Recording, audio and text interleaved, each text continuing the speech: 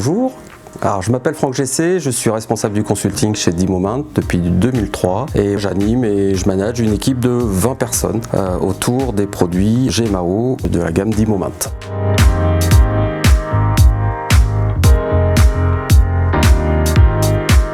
Alors déjà, le premier atout de cette équipe, c'est qu'on est localisé dans le monde entier. On a donc des consultants qui sont à Toronto, donc qui s'occupent du fuseau horaire américain. On a évidemment au siège une équipe de consultants à Nantes, donc ça c'est pour la France. On ouvre une filiale à Munich, donc en Allemagne, et nous avons aussi une filiale à Kuala Lumpur pour tout ce qui est zone Asie. Le deuxième avantage, c'est que l'équipe est constituée de plusieurs compétences différentes. Donc il y a déjà des chefs de projet qui vont apporter plutôt une structure gestion de projet, un cadrage du projet avec le client. Derrière, on va avoir des consultants fonctionnels et techniques. Donc le fonctionnel, ils vont apporter une expertise du conseil et surtout une compétence de formateur pédagogique autour de nos solutions auprès du client.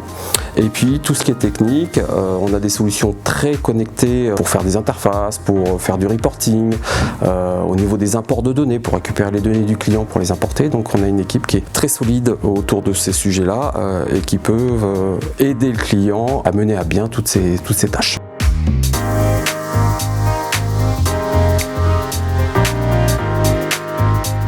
Bon, déjà, une société qui a besoin d'une GMAO, déjà, il va le détecter par rapport à un besoin terrain, parce qu'ils n'arrivent pas à piloter la maintenance. Donc déjà, il faut qu'ils se posent pour pouvoir établir quels sont les KPI, les indicateurs qu'ils veulent mettre en place pour bien mesurer leur activité de maintenance. Après, la réussite d'un projet GMAO, il est lié vraiment à son utilisation. La GMAO qui n'est pas utilisée, ça ne sert à rien. Donc il faut absolument amener les utilisateurs finaux à utiliser cet outil. Ça commence par une communication en amont, avant que le projet arrive, avant que la GMAO soit mis en place. Il faut déjà que la direction porte ce projet et fasse une communication à toute l'entreprise.